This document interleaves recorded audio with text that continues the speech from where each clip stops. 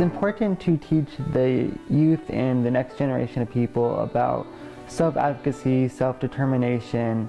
It helps them as a person. It will help them be more independent, live the life that they want to live.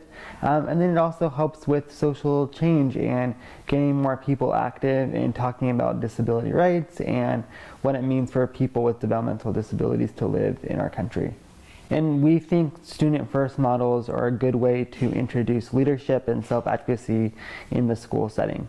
Student First is a high school and transition age club for students in the public school systems. A majority of them are ASB recognized, and so it is their own club within the school.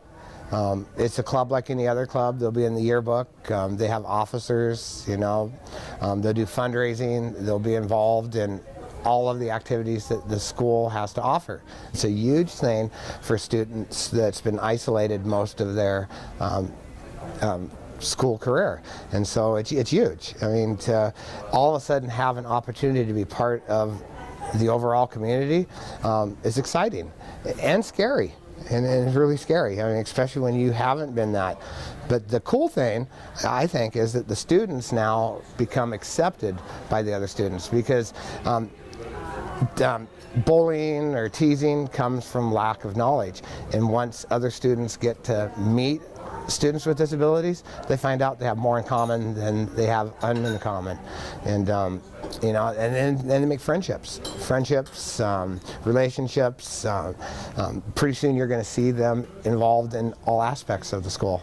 Just seeing them rise from being shy to talking in front of the classroom, and just seeing them blossom, and it's amazing how they change. Students First, we're preparing these students for a different world. When they get out of high school and graduate, do they want jobs? What do they want to do? Do they want to move out? Do they want to be independent? Living on their own. They got to get ready, because when that time comes, that the decisions they make is up to them of what they want to do with their lives. They need to be aware of what their rights are, and that's why I am so happy I have this job, so that I can teach them that. Right now, our primary focus is 7 focus categories. One of them is team building, teaching students how to be part of a team, good and bad.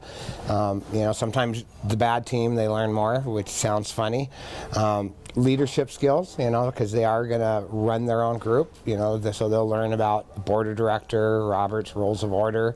They'll learn about how the meeting works, and they will literally be able to go to Microsoft, sit in a meeting, and be able to feel comfortable and participate just like anyone else would. And that's a skill not every student has, but our students with disabilities all have that skill. Self-advocacy, learning to speak up for yourself. I remember when we first started, little side note, we did an IEP training. We taught them, this is your IEP, and it's your wishes and what you want that counts. It's all about you. Disability history, that's probably my toughest thing to teach them, because they're just really not interested. They can't believe that even happened, number one, or that could happen again. And in our state, with all of our institutions still open, it is a possibility. So they need to advocate, they need to know their history, and they need to know their rights. Transitioning to adulthood, what it takes to get your own place, what it costs, the types of jobs you can apply for.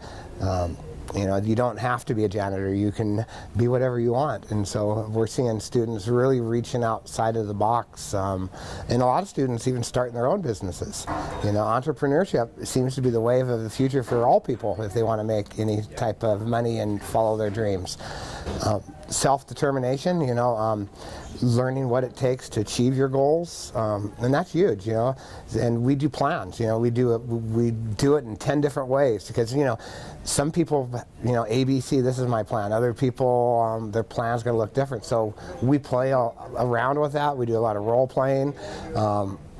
Do mock interviews. They get to pretend they're a multi-billionaire and they're interviewing for employees. Those are the skills that anybody needs to succeed in their life. And a club is more than just those 7 categories. A club is community events. A club is being involved outside of the school.